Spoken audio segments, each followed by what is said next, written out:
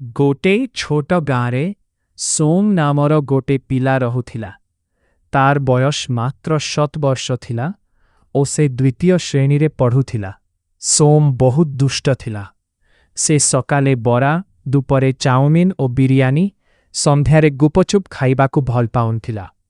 पढ़ाशुना ठारू मत्त अधिक से खेलिबा ओ घुरिबाकू पसंद करुथिला। दिने खरा छुट्टी आसीगला, स्कूल बंद होईगला ओ सबु मित्र माने निज निज घर को चलीगले। सोम घरे बसी बोर हेगला। एक दिन से कांदिकी तार दादान को कहिला, दादा मो पाई गोटे साइकेल आनंतु, मो खेलिबी।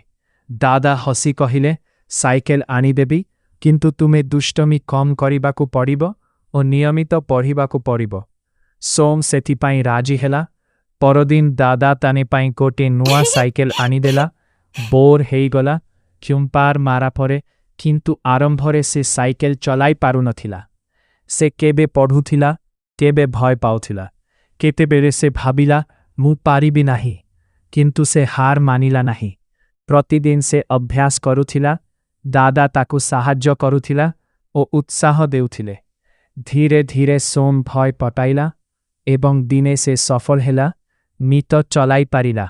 एहा परि से आउ दुष्टमी करू नथिला। सोम एबे गाँर सबुठारू भल ओ शांत पिला हेगला।